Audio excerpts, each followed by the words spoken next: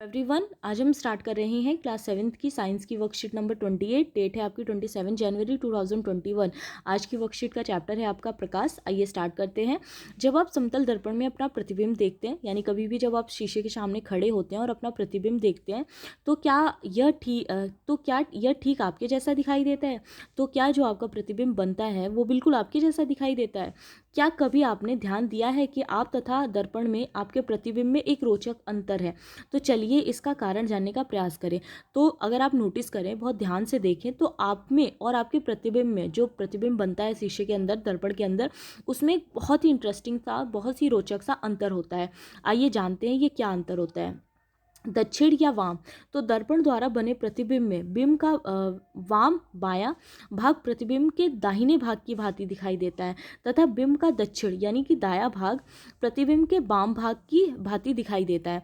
तो अगर आप बहुत अच्छे से नोटिस करें कभी, तो कोई भी जो ऑब्जेक्ट होता है, अगर वो किसी मिरर के सामने, यानी प्लेन मिरर, यानी कि आपके समतल दर्पण के सामने रखा जाता है, तो अगर वो बायां है तो इसमें दायां दिखाई देगा, और अगर दायां है तो बायां दिखाई देगा। जैसा कि यहाँ पर एक एक्टिविटी में आपको दिखाया भी गया है कि एक बॉय है, उसने अपने लेफ्ट हैंड को ऊपर किया हुआ है, ठीक है, लेकिन मिरर में ऐसा लग रहा है जैसे कि उसने अपने राइट हैंड को ऊपर किया है। जब वो अपने राइट हैंड को ऊपर करेगा तो ऐसा लगेगा जैसे मिरर में उसने अपने लेफ्ट हैंड को ऊपर किया है। तो हमेशा समतल दर्पण के अंदर हमें जो हमारा ऑब्जेक्ट होता है, वो हमें अगर लेफ्ट है तो राइट दिखाई देता है, और अगर राइट है तो लेफ्ट दिखाई देता है, ठीक है। ये बहुत ही इंटरेस्टिंग सा आपका एक रोचक सा आपका अंतर है, जो कि शायद आपने कभी नोटिस भी किया हो। उससे ही रिलेटेड आपकी गतिविधि भी दी गई है कि एक समतल दर्पण के सामने खड़े होकर अपने प्रतिबिंब को देखिए। अब अपने दाहिने हाथ को ऊपर उठाइए। अब आप यह देखिए कि आपका प्रतिबिंब अपना कौन सा हाथ ऊपर उठाता है। तो जब आप अपना दाहिना हाथ ऊपर उठाओगे तो वो अपना बायां हाथ ऊपर उठाएगा, ठीक है।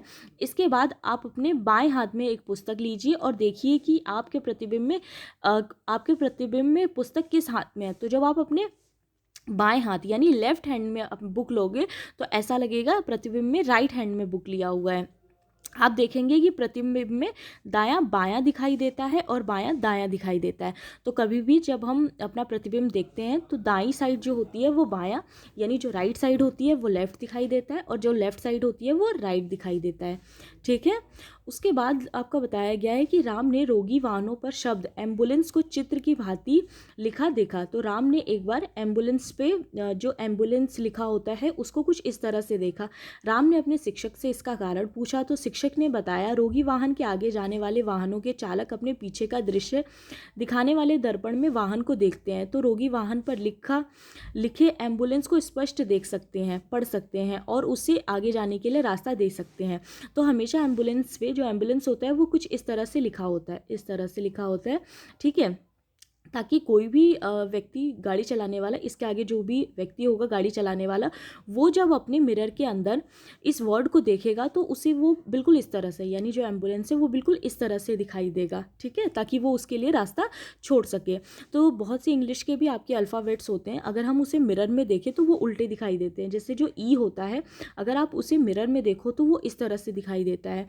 जो आपका सी होता है, अगर आप उसे मिरर में देखो तो वो इस तरह से दिखाई देता है। इसीलिए एम्बुलेंस में पहले से ही आगे इस तरह से एम्बुलेंस लिख दिया जाता है, ताकि कोई भी जो चालक होता है वो अगर एम्बुलेंस को देखे अपने मिरर में बिल्कुल सीधा, जो गाड़ी पे शीशा लगा होता है ना, सबके आगे शीशा लगा होता है, तो उसमें अगर वो देखे तो उसको वो स्पष्ट दिखाई दे और उसके लिए रास्ता छोड़ दे। यहाँ पर आपके लिए नोट भी दिया गया है कि प्रत्येक का कर्तव्य यह है कि रोगी वाहन यानी कि एम्बुलेंस का रास्ता रोके बिना उसे आगे जाने दे, ठीक है। तो ये हमारा कर्तव्य है कि अगर हम कभी भी रोगी वाहनों को देखें यानी एम्बुलेंस को देखें तो उसका रास्ता छोड़कर उसके लिए रास्ता छोड़ दें और उसे आगे जाने दें, ठीक है। फिर आपके क्वेश्चन आंसर दिए गए हैं। फर्स्ट क्वेश्चन है आपका कि कागज़ के टुकड़े पर अपना नाम लिखिए और उसे दर्पण के सामने रखिए। यह दर्पण में कैसा दिखाई देता है? तो आपको अपना नाम लिखना है। जैसे मान लीजिए कि मैं कमल नाम लिखती हूँ, KAMAL, ठीक है।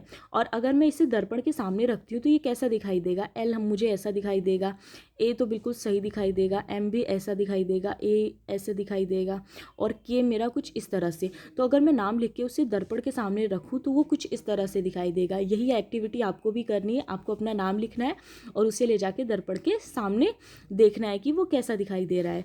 सेकंड है आपका कि समतल दर्पण में अपना प्रतिबिंब देखने पर क्या केवल साइड में ही अदला बदली दिखाई देती है या प्रतिबिंब उल्टा दिखाई देता है। तो आपको ये बताना है कि समतल दर्पण में आपका जो प्रतिबिंब है सिर्फ उसकी साइड अदला बदली दिखाई देती है ना, ऐसा तो है नहीं कि आपका प्रतिबिंब बिल्कुल उल्टा दिखाई देने लगता है, आप सीधे खड़े होते हो आप बिल्कुल उल्टे दिखने लगते हो, ऐसा तो नहीं होता है। तो इसका आंसर आपका यहाँ से होगा कि केवल साइड में ही अदला बदली दिखाई देती है। ठीक है। उसके बाद नेक्स्ट क्वेश्चन है आपका क्वेश्चन थर्ड कि अंग्रेजी भाषा की वर्णमाला के अक्षरों का पता लगाइए जिनके समतल दर्पण में बने प्रतिबिंब बिल्कुल अक्षरों के जैसे लगते हैं। तो आपको इंग्लिश के ऐसे वर्ड्स बताने हैं, ऐसे अक्षर बताने हैं जो कि समतल दर्पण में भी बिल्कुल वैसे ही दिखाई देते हैं। जैसे सी होता है आपका, ठीक है, तो सी को अगर आप समतल दर्पण में देखो तो ऐसा दिखाई देगा। ठीक है। बी होता है, अगर बी को आप देखो तो बी ऐसा दिखाई देता है। लेकिन कुछ ऐसे वर्ड्स होते हैं जो कि समतल दर्पण में भी बिल्कुल वैसे ही दिखाई देते हैं। तो वो कौन कौन से वर्ड होते हैं आपको वही लिखना है। तो आप इसमें लिखेंगे A, H, I, M, O, T, U, V, W, X, Y. ये आपके कुछ ऐसे वर्ड हैं जो समतल दर्पण में भी हमें बिल्कुल ऐसे ही दिखाई देते हैं। ठीक है। तो ये थी आज की आपकी छोटी सी वर्कशीट। आई होप आपको अच्छी लगी हो।